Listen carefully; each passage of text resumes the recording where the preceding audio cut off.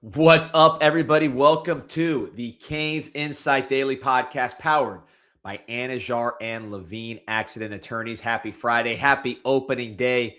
I will be out there at the light with my family. I'm sure a lot of you all will be out there as well, as the Miami Hurricanes baseball team opens the season against Lehigh. I think it's going to be an outstanding season. We talked to JD Arteaga yesterday, which we do every single week on the JD Arteaga show. You can check that out on YouTube, but very, very excited for the season. Recruiting always happening. Football recruiting. We will talk about a couple prospects that have caught our attention and that have significant Miami interest and have been visited by Miami coaches. Want to put them on your radar, as well as a breakdown of the nickel position in Coach Heatherman's defense. Coach Heatherman lost to his good buddy yesterday, Coach Haynes from Indiana, in the Broyles Award. Want to talk about the nickel in his defense, as well as some of the candidates to play the nickel position. We'll talk to the Oracle of the Ozarks, Lance Roers, on that one. First, want to shout out our friends Anajar and Levine Accident Attorneys. If you or someone you care about has been injured in an accident, you could be entitled to significant compensation. Dial 1-800-747-FREE, 1-800-747-3733. Take back control of your life with Anajar and Levine. Pete, hop in. D, good morning. Morning, man. How you feeling? I know you are the light, so big time for you and for all the Canes baseball fans. I am the light, but I am also love. I am love in its greatest form. So, and when you talk about love always has its price, and the price may be beating the rush of February 14th. So, I will not be at the light tonight. Good decision that as far as the timing on the 13th, I haven't figured that one out yet. I heard there's this thing called Galentine's Day. I just got a text from our friend Jose. There's Galentine's Day. I guess it's for the gals that aren't on going out on Valentine's Day. I'm very curious at what that meant, but I just heard about it literally before we went on the air. I hope it's not something bad, because that's what I got a bunch of texts about Galentine's Day. I'm assuming there might be a Palentine's Day for males without Valentine's Day dates. So I don't know. I mean, I would say if you don't have a date, head out to the light. You know, no need for Galentine's or Palentine's. You just go right out to the light. Roy Pinto says, late as always. Were we like 30 seconds late? We've been on. Hey, Roy, like I tell people, man, I appreciate you waiting around the extra 2 minutes. And if you don't want to watch, you can get out of here. And I know D-Money won't like that, but I will patronize our viewers. Yeah, no, we want everybody on here. Flankerton says, I don't see Messi throwing out the first pitch tonight. It's too big of an event for him. It's too small of an event for him. Well, I mean, Malachi Tony be throwing out the first pitch. I think the problem with Messi throwing out the first pitch, he might not get it to the plate. He might have some trouble throwing that thing. I don't know if he knows how to use his hands, but that'd be the challenge for old Mess. So bad, D. It's so bad, man. It. At first, I was letting it slide, man, but I don't know, man. This is it's kind of gross. And then the song swept the streets, and you're facing it all the time. It's hard to ignore. With the way that song Malachi is the King is spread, that country tune, as you called it. But anyways, man, like I said, we're going to talk a little bit of recruiting. We'll talk some football. This recruiting season, is really, really interesting to me, Pete, because we're looking at 27. We're looking at 28. Guys are reclassifying. We'll get into that more when we talk about Champ Mons, but the reclassifying thing has gotten huge. It's kind of crazy, to be honest. Yeah, it's hard to keep track of things. It's hard to know what's the actual class that they actually belong in, D, because for the longest, guys were getting kind of held back in the earlier years, and the reclassifying kind of like is just putting them back in what their real class should be. And then there's cases where that's not what it is. Like, that's not what it was for Malachi Tony. Obviously, he came in here early. So there's different cases with different guys, but it definitely makes things tough to track. Apparently, Galentine's Day started on the TV show Parks and Rec. I want to ask you if you've seen that show. I haven't seen it. It's women that get together for a women's only celebration, basically. We need a Palentine's Day for the boys. I'm good on that one. That's what I call a night at Duffy's, D. That's right. That's exactly right. Valentine's Day. And maybe a Thursday night at Duffy's. They should have a Valentine's Day celebration at Duffy's and then just invite a bunch of dudes there to crash it and see if we can get some pairings. You know what I mean? Get everybody in one space. Really, it'd be a great place to meet women the Valentine's Day because they're single and they're congregated. But I don't know if that's the best and the brightest. So, we got to find, who knows how this thing works out. We got the man, Lance Roers, the Oracle of the Ozarks. Let's just bring him in right now. Lance, where's he at? Get him in here, Pete. What's up with do they celebrate Valentine's Day in Southwest Missouri? Yeah, so I was raring to jump in. The Valentine's Day is it's your comment was not yours, but your commenter that popped up is dead on, right? It's just another in a long line of excuses for women to get together and have brunch and drink mimosas and day drink essentially, and riff on the dudes. I went to my wife had one last Sunday, and I was there because and so I was the only dude.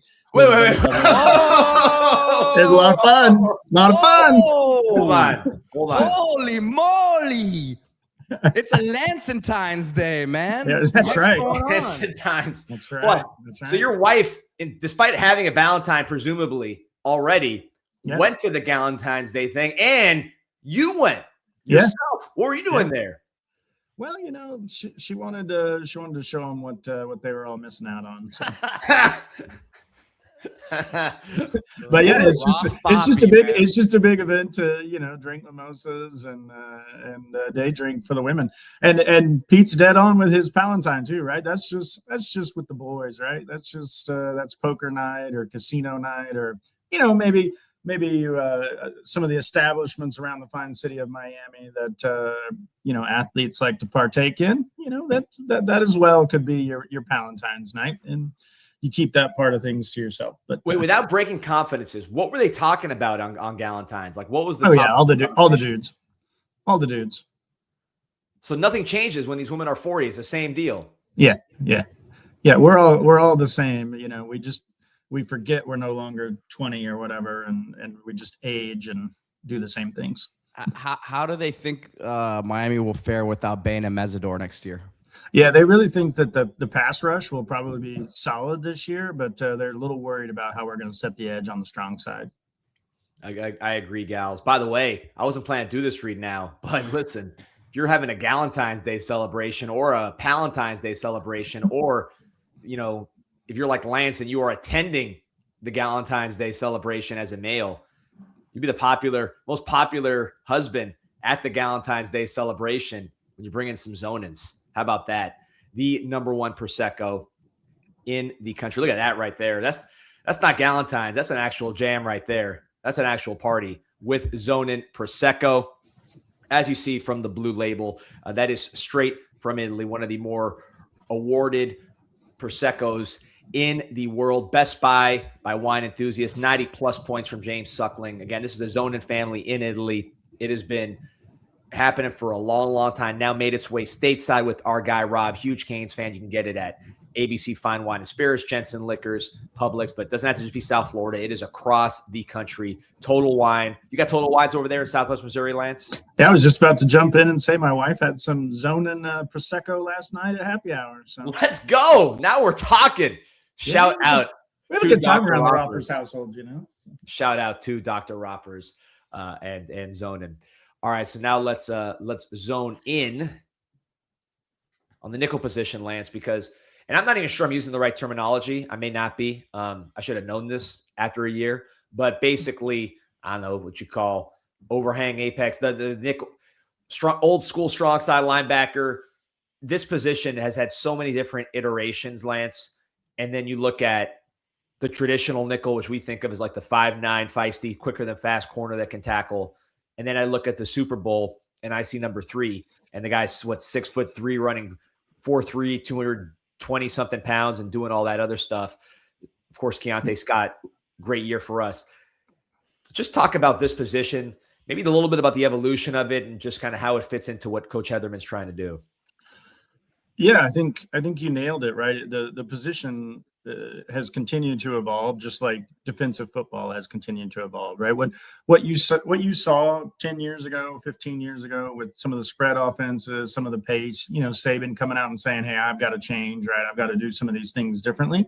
That was the offense kind of moving ahead of what defenses were doing in the past, right? Where things were a little more static. And I can kind of get into some of the schematic differences and changes here in a minute as well. But essentially in the past, for defenses to try and match up and get away from some of that palms up defense that Kirby Smart, he coined that phrase about 15 years ago, where his defenders would have their palms up because they didn't know how to line up, against the pace of what was going on with the Ole Misses and some of those teams, Washington states that were running, the pace under the Hal Money system. And they didn't know exactly where to line up, right? Because used to be the nickel would line up to the passing strength, right? And so what would happen is you have to wait for the offense to line up to identify what's going to be the passing strength of their formation, right? Passing strength different than the traditional strong side. Just to explain to people real quick, passing strength versus strong side, weak side that they might remember from high school football or remember the Titans or whatever. Yeah. So a lot of times, old school football is going to use the hashes, right, to determine, what's strong side and what's weak side or backside. Nowadays, offenses are dictating based on how they want to force the defense to adjust to them, right?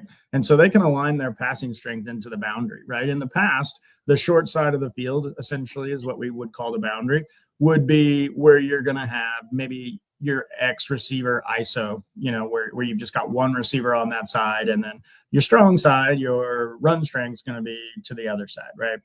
Well, we saw with Ole Miss, and something we talked about on this where there's more room to run. Yep, the field side. Yeah. Yep. So we talked quite a bit on this podcast about how Ole Miss really likes to run into the boundary because it breaks so many of your rules, so much of your alignment. It makes your defenders have to kind of think and identify where individuals are. And they were very explosive all year with running into the boundary by breaking defenses' rules, who still kind of have some of those archaic rules where they're trying to identify and line up first, right? What Miami does, in a long-winded way of getting into, which I like to do, to get into a segue on what Miami's defense is doing with their nickel, right? They are essentially just aligning it to the boundary side or the field side, whichever one they decide, right? And that means that individual can have responsibilities depending on what the offense is doing. So to talk about some of that evolution that you talked about, where it used to be a 5'9", quicker than fast guy, who could tackle a little bit. Now that individual comes in all shapes and sizes, and they need to have multiple abilities, right? To be able to have a Nick Imanwari, like you talked about, a 6'3" kind of alien type, right? That's kind of like the prototype that you're going to see in the NFL, right? Where a guy is basically the size of a linebacker. He plays safety and can cover like a big nickel, right? Like a big cornerback. He's going to die slow or lose slow is kind of what you want those individuals to do in one-on-one coverage, right? Basically just be able to stick with them long enough that either your pressure packages or what you're doing where you have an advantage, right? Because if you're going to have a Nick Imanwari at the nickel, you've got to be gaining an advantage elsewhere, right? Otherwise, it would be a net lose for the defense. What Miami did with Keionte Scott, and why I was honestly, I really was probably one of the most excited people about Keionte Scott, writing about him and talking about him when he came here, even though he was something like the 1,000th rated portal player, right, was because of his specific skill set and what it was able to do for this defense. You could see it on film, right? The young generation will say he's got that dog in him. He's feisty, he's tough, right? Because Heatherman will actually use his nickel in the run fits. So a lot of times in older defensive football, your nickel would be what's called a force player.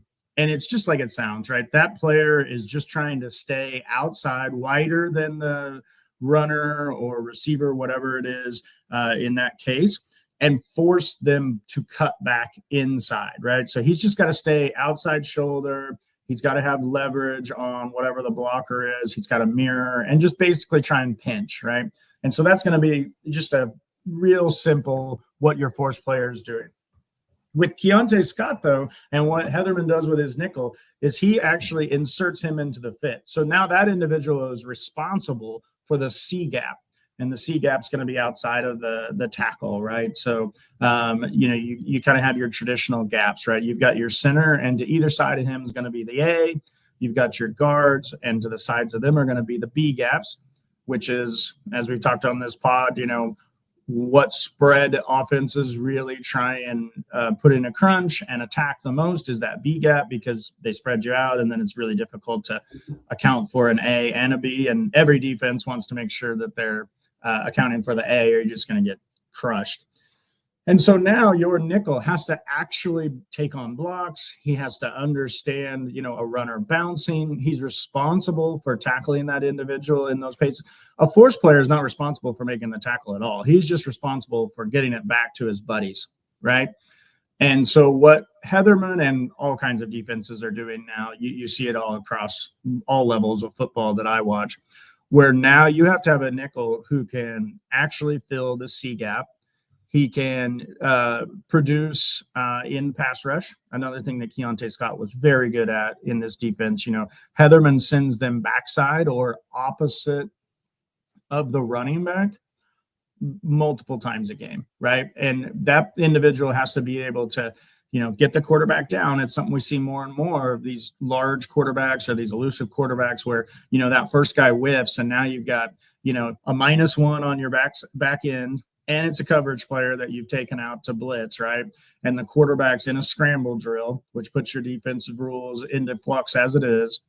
And then, you see a lot of explosives that way. Keionte Scott was excellent about getting the guy down, or at least flushing him to a way that, he wasn't able to make a play. We saw that all throughout the season with Keionte Scott. And then he also, had ball skills to be able to jump a pass against Ohio State and take it to the house, right? Which what you would typically think of with a nickelback or a cornerback being able to do. So all of that in one package is very rare, and is something that made Keionte Scott special for this particular defense. Now, he was somebody who flourished at the nickel, outside at Auburn. So he started off as a nickel, was kind of on the trajectory that he ended up on as far as being like, a day 2 type of pick. Really, really good player in the SEC, now here in the ACC. It wasn't that much different there than what he's doing now as far as the production. But he has a year where he plays outside and struggles. So why would a player who is a cornerback by trade, because he came up as a corner prospect, succeed in the nickel versus the outside?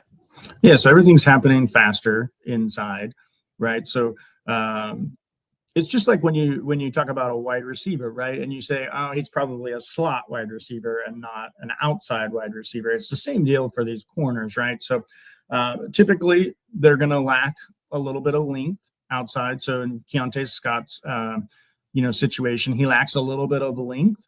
And so offenses now have really gotten adept at those back shoulder throws. We saw that against, Indiana. Indiana is elite. They're on their own kind of tier with that, but every offense runs it to some degree, right?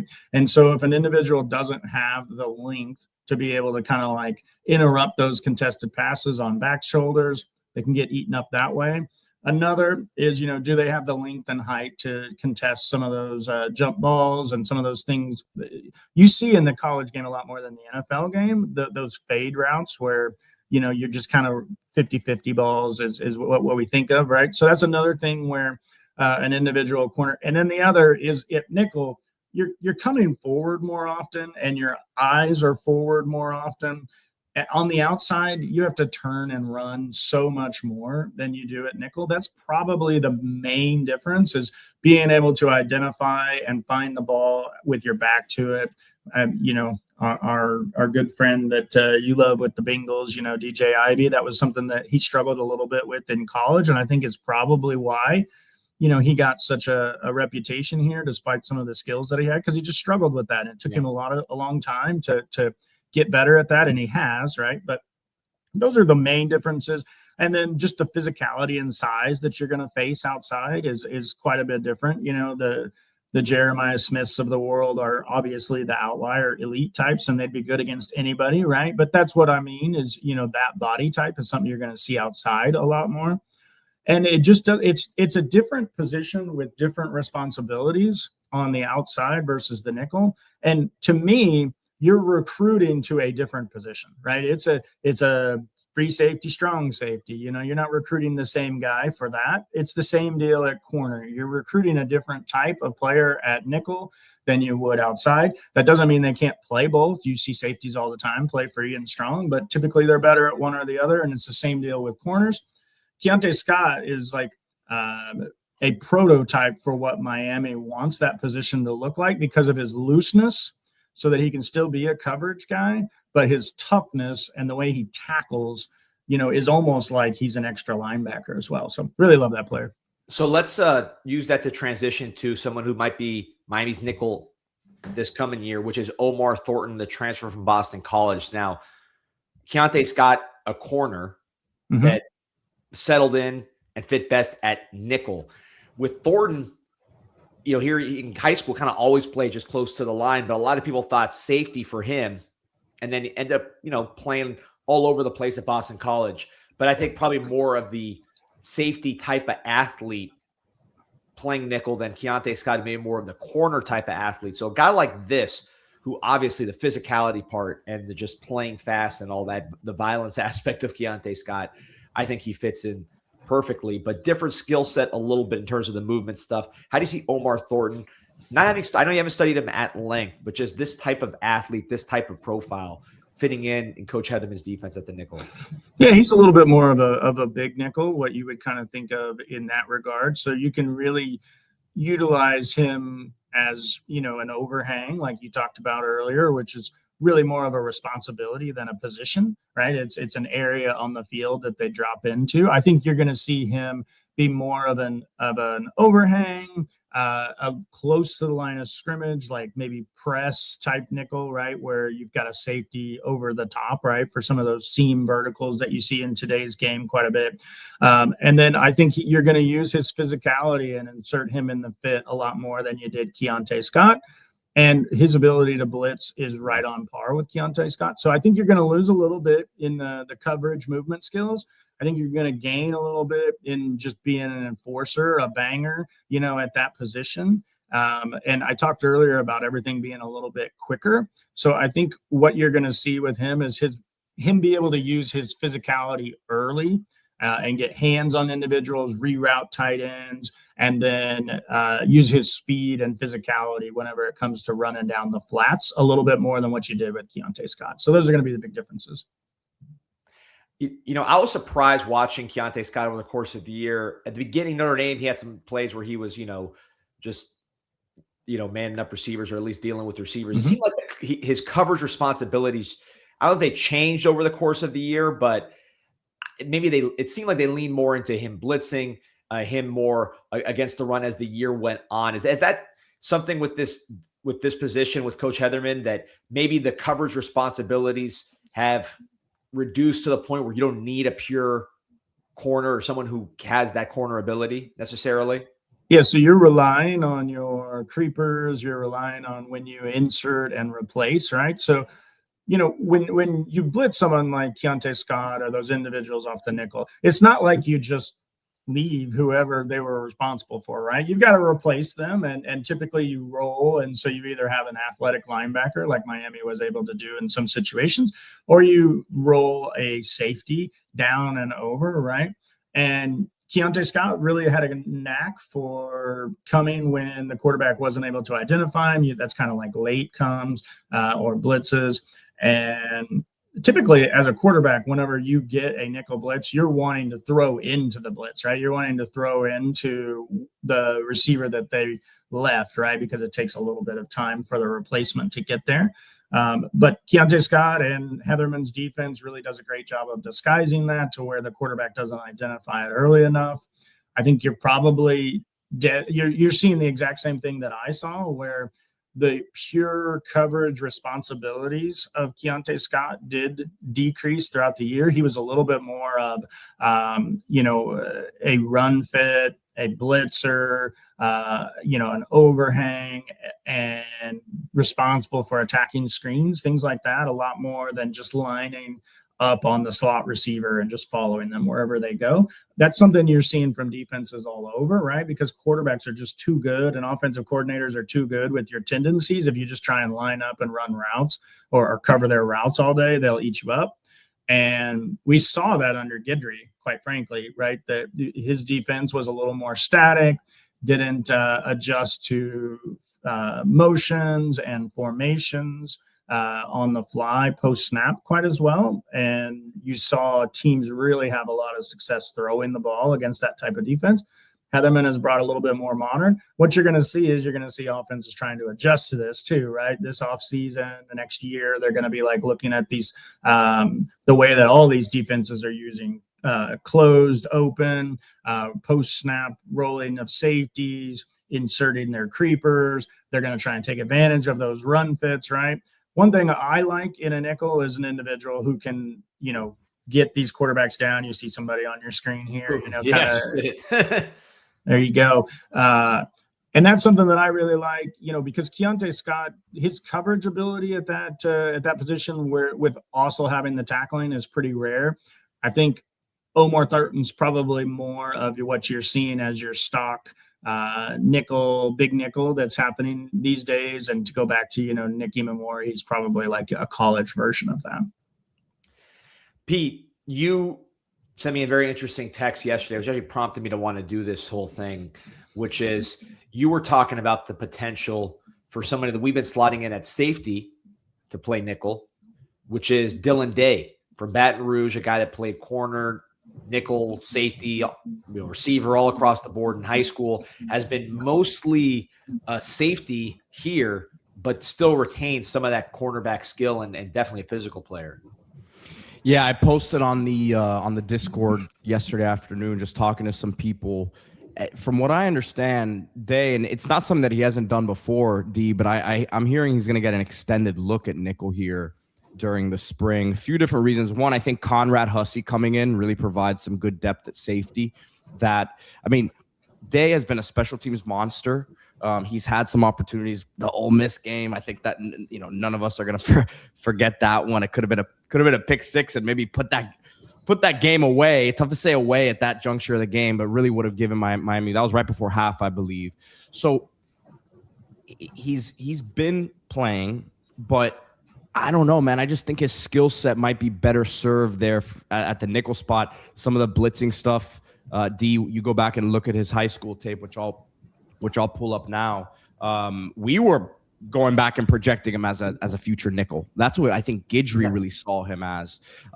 So a combination of a little more depth there with not only Conrad Hussey coming in, but let's remember JJ Dunnigan is going to be pushing for some playing time, and I think he's going to cement himself as a guy who gets real snaps this year. But Dylan Day, man, Lance, you tell me what you think about his skill set potentially fitting in there as a guy he's got the twitch, the ball skills, I think have left a little bit to be desired at this point. But the physicality and the twitch, I think could fit well in that spot. Yeah. So players improve, right? Each year you're expecting development, you're expecting players to improve, you're expecting growth, right? One of the things that I saw from Dylan Day when he first got here, he was a little bit more of like a predator type, right? A see it, kill it, see it, hit it type of player, right? Very much a moving forward type of guy, right? And that's something that I've talked quite a bit about already. You're going to see your nickel need to do a lot. He's got the physicality part. Absolutely. Really love the way that, he has had some explosive hits on special teams, the way that he plays, with basically no fear is the way it looks on film, right? I'm not in his head, but that's the way he plays on film, right?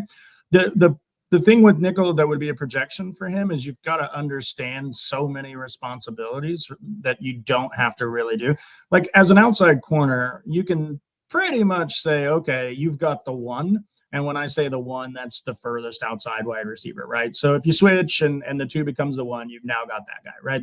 But that's basically what you're identifying in, I don't know, half the coverages probably. And so that's something you can do early.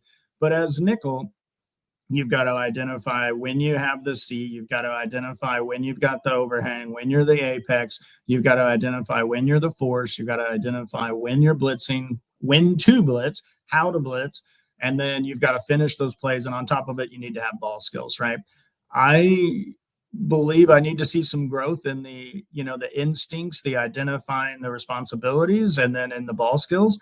But again, to my original point, players improve all the time. And as experience goes, that's one thing you're going to learn more, right? You're going to learn the defense. You're going to learn your responsibilities, your keys, when you should be going. So those would be where you need to see some growth. It's always a projection when a player hasn't played it much. But that play you're seeing right there, right, where he just sticks his foot in the ground and goes, there was a wasted step there, right? He was slow to attack that. On that film that you just showed me, I saw it for 3 seconds, right, and was able to see, a false step that, if he triggers a little bit quicker, he's going to be either taking the ball away or, right there. At the college level, that half step could be the difference between making that tackle and a guy, getting away from you and getting upfield. So those would be some areas of growth for me, and would be one thing that I need to see some development from him. But he absolutely has the skill set.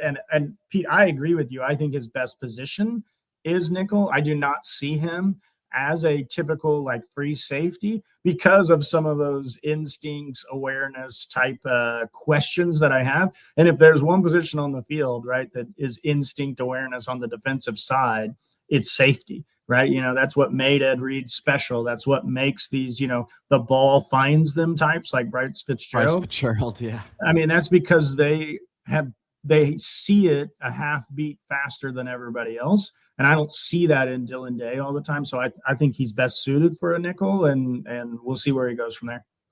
Yeah, by the way, this segment is always brought to you by Canada Financial, which we'll talk about more here in a second. Shout out to Sebastian Canada. But one thing with Day, 6'2", right? So the length, we talked about Emmanuel from Seattle, the different body types.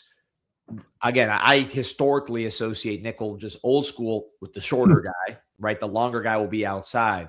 But when you do have a longer nickel, whether it's a big safety like Emmanuel or whatever, or a guy like Dylan Day, who's just, I don't know where you put him, but he is 6'2", 6'1". How does that help you? What can you do with a longer nickel as opposed to someone who's a little more short and stout? Love length at a nickel because of the RPO game, right? Where these quarterbacks are getting so good at just riding that ball until the very last second and pulling it and hitting those windows, right? Length closes windows. I'll go back to the Texas A&M play that Bryce Fitzgerald made a great catch on, great play on, bad throw, not a great throw. The guy was probably open if he makes a great throw, if we're being honest here. But Chase Smith helped make that throw bad with his length. He was able to, just have length in that open first passing window, right? And the quarterback held it for a beat too long, was a little late and behind.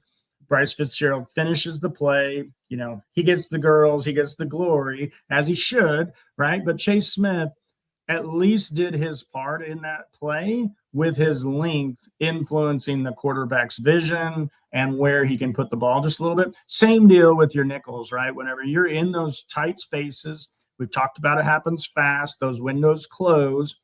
An extra inch, we all know we get an extra inch, it can make the difference, right? And that arm length, 1-2 inches longer, can be the difference between that pass getting completed, getting a fingernail on it, or maybe even an interception. So, inches matter.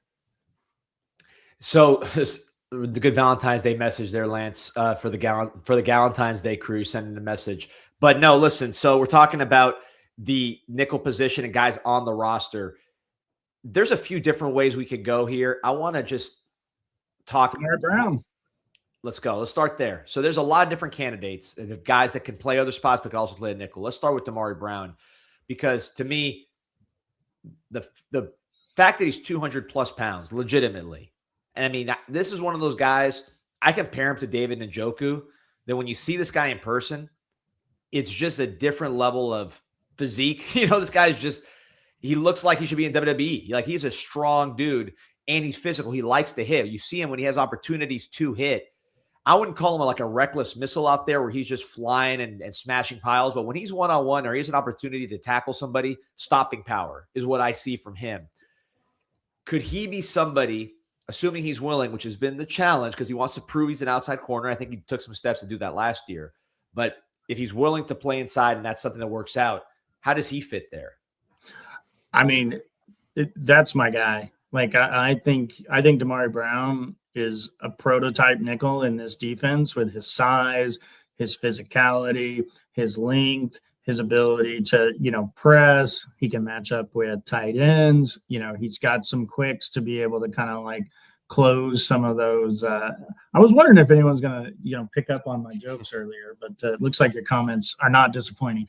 But I mean, that's where I've always wanted Damari Brown to be. I don't know the character or the mindset, those kinds of things when I'm watching these guys, right? And you touched on it, Danny, about the fact that, hey, the guy's got to want to be there. I've heard before people run with things, I've heard his character is good. It's just that, he wants a lot of these guys, they look at nickel as kind of like, you're saying I can't play outside. Well, they don't get drafted as high. They don't get the contract. That's what it is. I was going to say, Keionte Scott is not a guaranteed first-round pick because he's not a boundary corner, right? Yep. So his stock is his value is being hurt because he's viewed as a guy who can't play outside, which, nickels go second round, outside corners go first round. They, and when you are a first round pick, and I hate to, rabbit hole here, but when you're a first round pick, it sets your whole career up. Your second contract now has that first round as a baseline, right? Look at the guys that are 7th round picks who hit and become really good players. Every time their second contract is smaller than the first round contract who's getting to their second contract, even if they're the same type of player or same level, all the accolades, that draft status follows you in your contracts the rest of your career. Pete, you were an agent. Tell me if I'm wrong, but that is what I see. Off the top of my head, the one guy that I think of that I was around was Darius Leonard, who was a high second-round pick, got a $100 million deal. He also was a little bit of an outlier too, and linebackers I had to give you an outlier. I had to give you an outlier right there. Yeah, but your second-round linebackers are your first-round like other positions for the most part. We've had like 3 go first round in the last 7 years, right? So a second-round linebacker versus a 7th-round linebacker, though, I bet the contracts are different. But I brought you into it. You gave me your opinion. But I agree. I do agree. It carries with you. You get second, third, fourth opportunities, even if you aren't a very good player.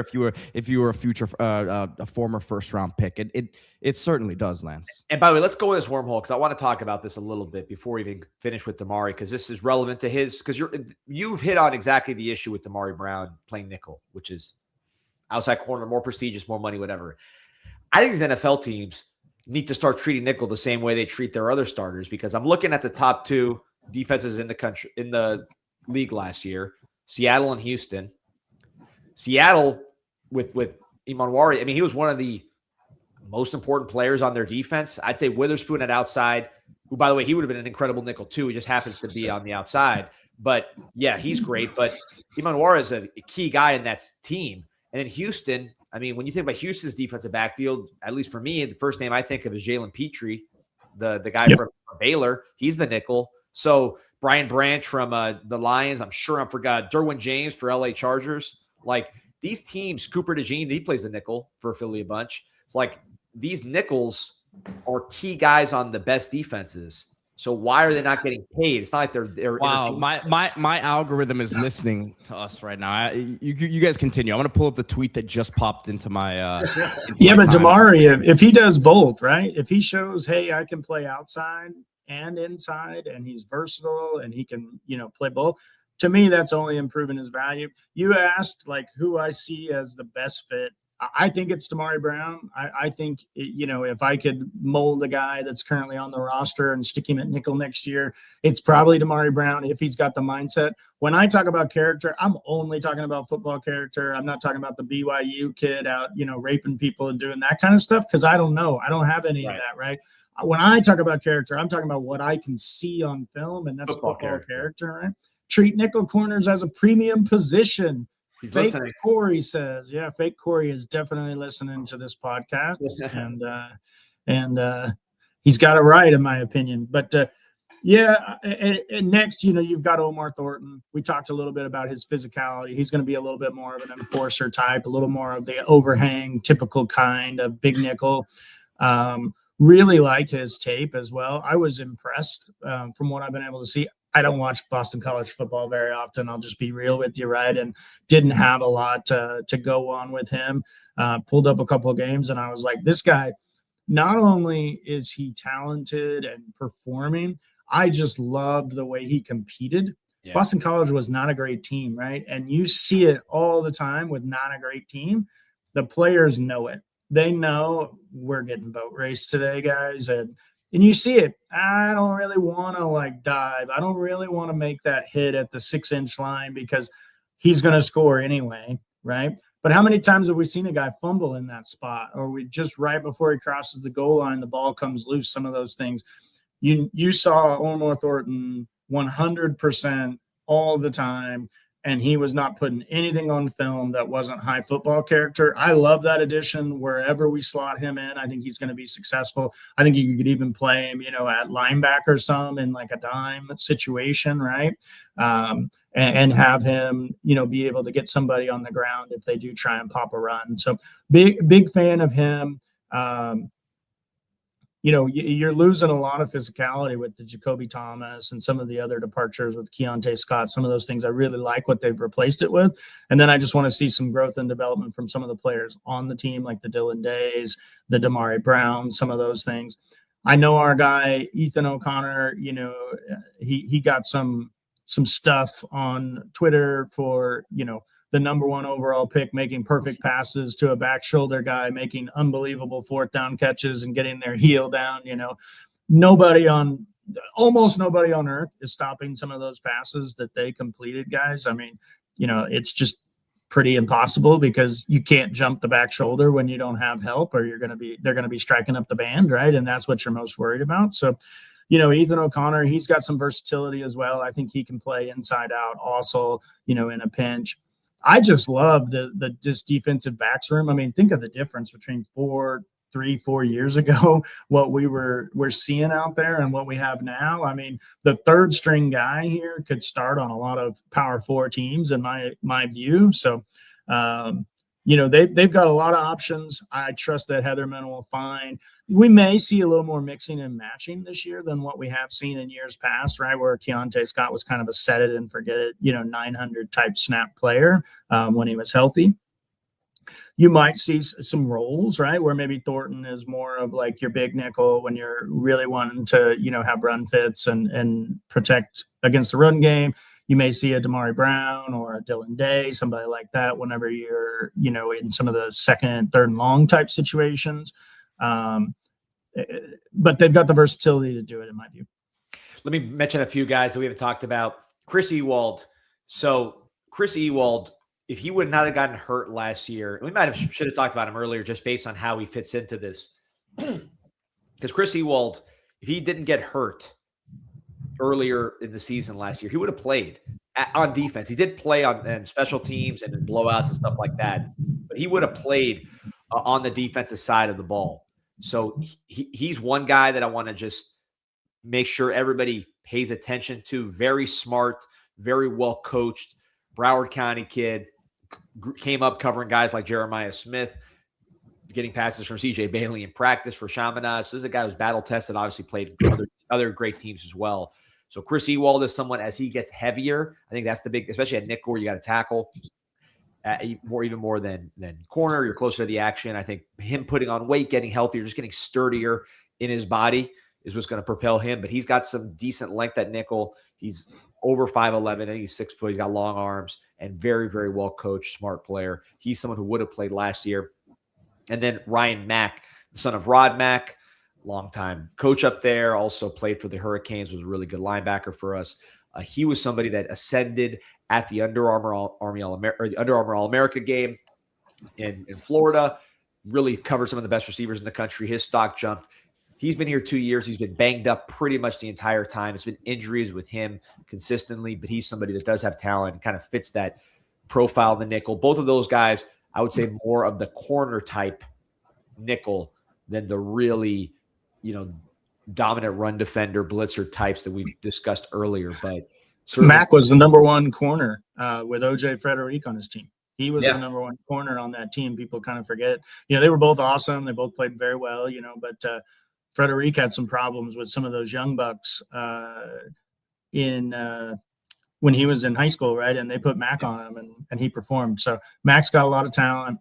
But think about what we're talking about here, right? We're talking about Jabari, Antoine, Chris Ewald, maybe being third-string players. Those guys could absolutely start at P4 schools, if they're healthy right now and not embarrass themselves. We saw Antoine in big spots, not embarrass himself. He, struggled maybe with Jeremiah Smith on a couple of snaps, but who doesn't, again, especially as a true freshman.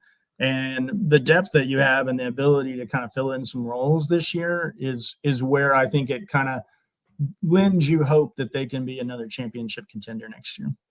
Jabari Antoine, glad you mentioned him. He's going to play somewhere. This is a guy that they got big hopes for. With Damari Brown coming back is what makes it so interesting, because I don't know where he fits in. I could tell you, I saw him I've not seen him play nickel in practice when I've seen Jabari. He's been outside there. He was coming back from injury. They want to, you can't be playing everywhere. He's got to hone in on one spot. Seeing him at the corner position in one of these live action scrimmages, I want to say it was the last scrimmage of the year before the actual scout team came in and they got ready to play Notre Dame.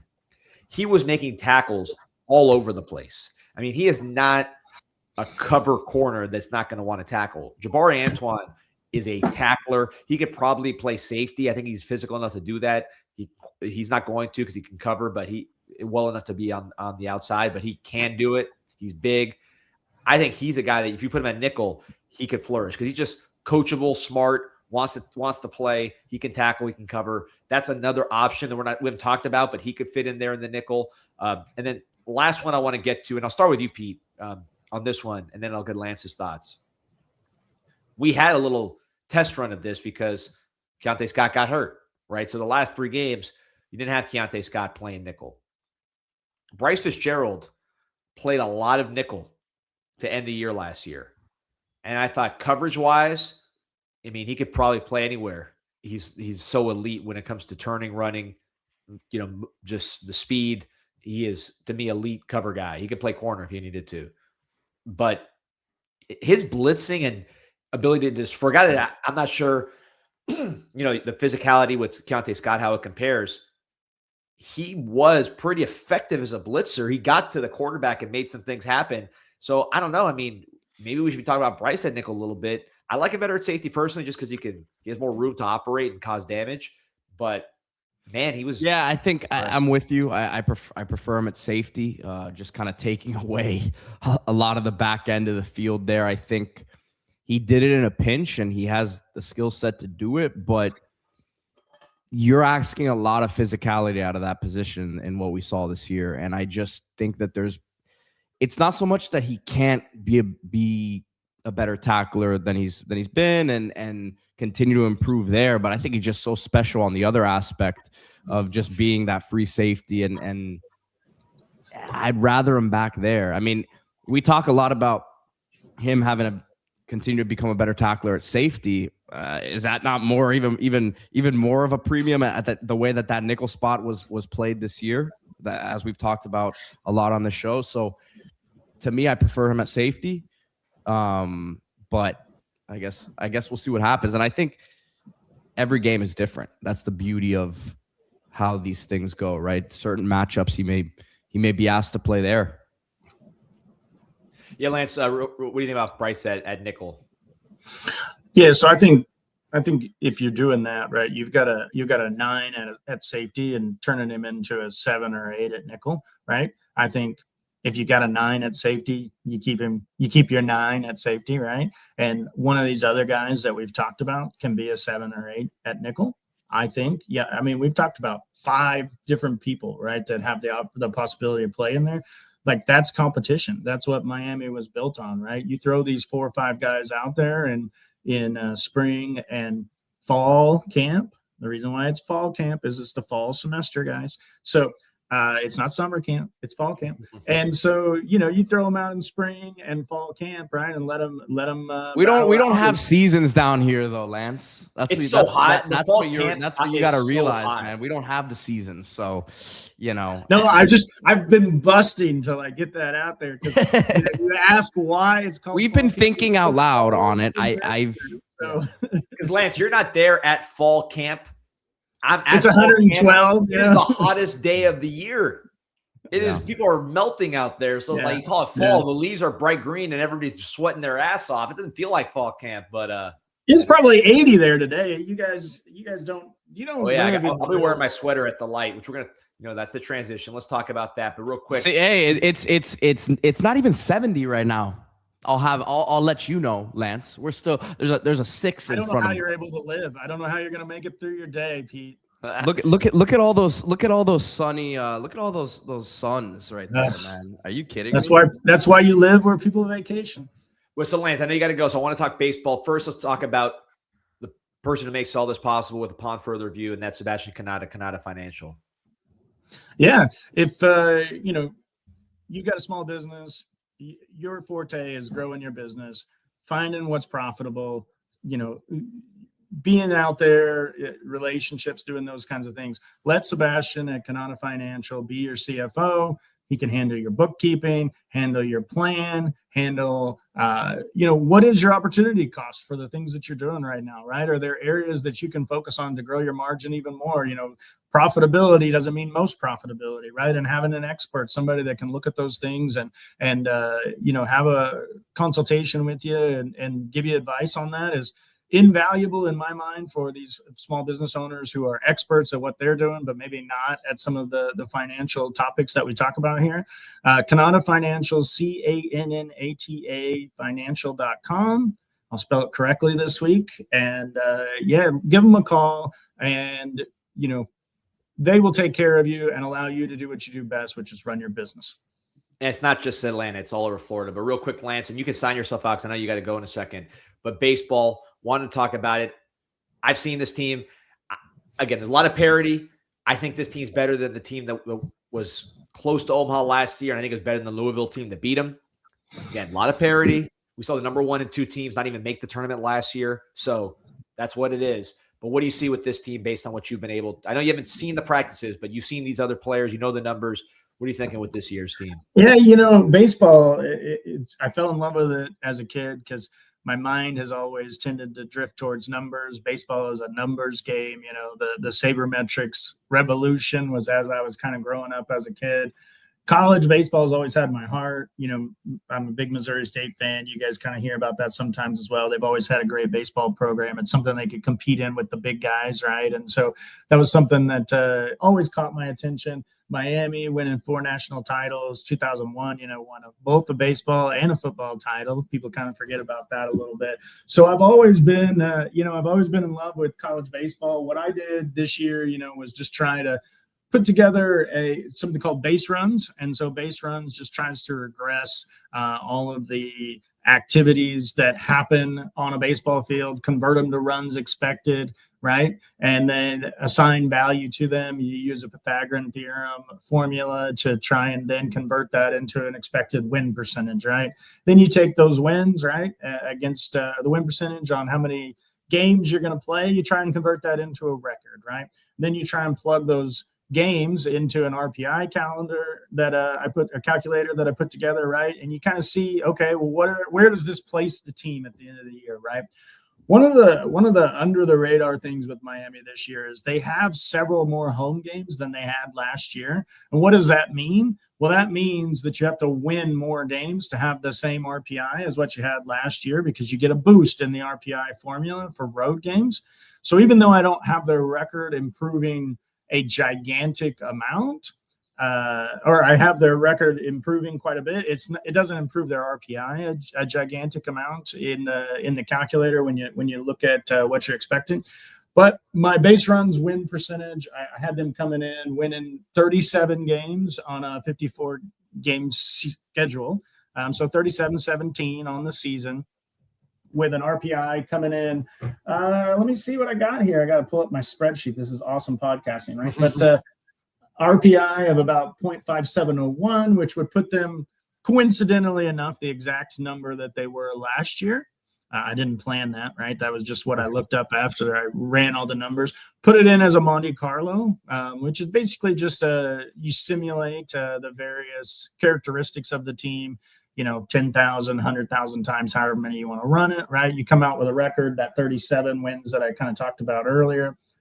They've got a lot of opportunities here, right? Because I'm pretty conservative in what I put in on their season, right?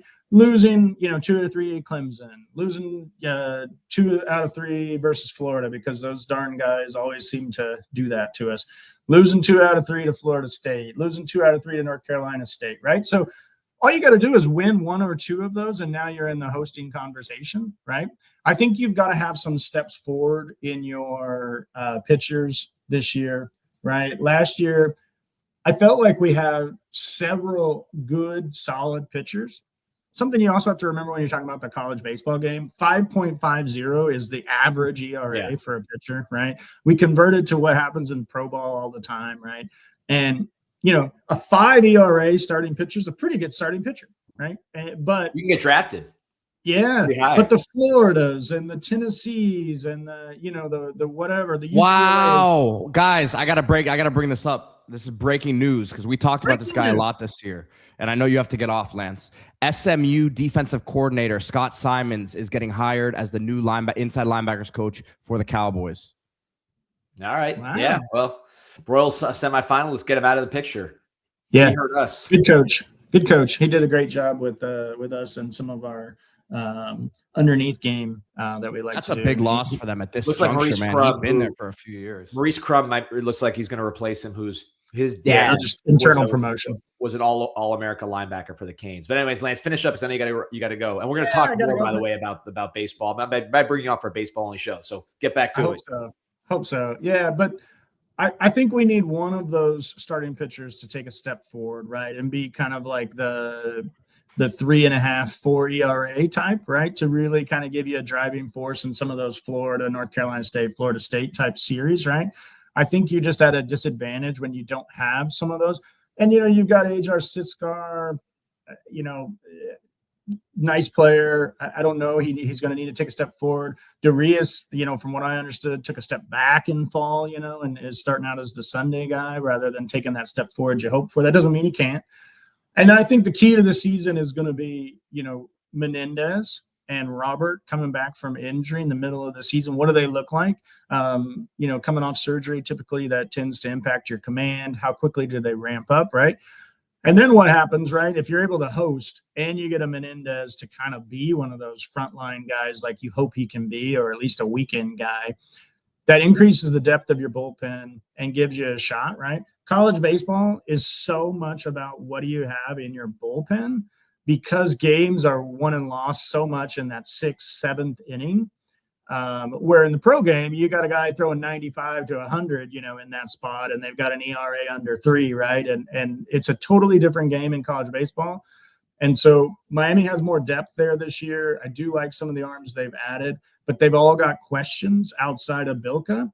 And I really want to see what the answer comes for there before I get a little more aggressive. I think they're a better team this year. I think they got a chance to return to the Super Regionals. And then, once you get there, anybody's got a shot, right? You got Murray State going to the College World Series and some of these other teams, right? So you just got to get hot, get a right matchup, and we'll see what happens this year. I'll see you at the light. I'm very excited for college baseball. Hopefully we'll talk about it more as we go along this year. Appreciate you guys and take care, okay? Happy Valentine's. Yep. Pete, man, when you broke in with that breaking news, I thought it was like Lane Kiffin getting arrested or something. Dude, what are you talking about? That's massive news. He was one of the longest tenured. He was one of the longest tenured, and Rhett Lashley is he's a thorn in our side. No, they did good, and he had a good plan against us. Stopped our running game. He stopped. Listen, we can't beat SMU until we beat them. It's amazing. They stopped our running game better than Ohio State with 4 first-rounders on defense. A defensive tackle is going to go first round, 2 linebackers that could go top 10, and a safety that could go top 10 whose specialty stopped in the run. And SMU stopped our run better than these guys did. So without the bodies, yeah. Clearly. So so I think that's no, it is big news. I was just messing with you there. Real quick, Pete, we're going to switch to recruiting. They're accusing you of clickbait. I got to say, Pete, the chat, this is the least clickbait headline you've done. You've done some of the finest works of clickbait. Listen, the clown Harley's Joker disappeared after I confronted him on it. So I will continue to mog him unless proven wrong. But let's talk real quick for those who are scrambling to get your Valentine's plan together. We got you covered. Our friends, Islas Canarias, #1 Cuban restaurant on the planet. Got the whole Valentine's Day package. I am in love with you. Partnership with House of Lilac, which is some of the finest flowers in Miami. This is high-end flowers. It's not like just rolling to Publix and picking something up last minute. 93.50, so $93. I wonder what that means. That's an unusual price, $93.50, but very affordable. And talk about these flowers alone are very, very expensive. This is not off the rack flowers. These are expensive premium flowers. And then you got the best croquetas on the planet. You got the I am in love with you box, little personalized thing. Got a little card here. Look at this. I love you, boo boo, right there with this monster type figure. So it's got a little personal touch. There you go. Scan right here to order the bundle. You can scan right there on your screen, or you just go to islascanariasexpress.com. Plus, the vase has got a rosé mix as well. Or sorry, rose mix. I read that wrong. But you get the rose mix there. Maybe you can buy some. You don't need the rosé. You're going to have ZONIN Prosecco. But anyway, shout out to Islas Canarias and House of Lilac for the deal. Flankerton says, I thought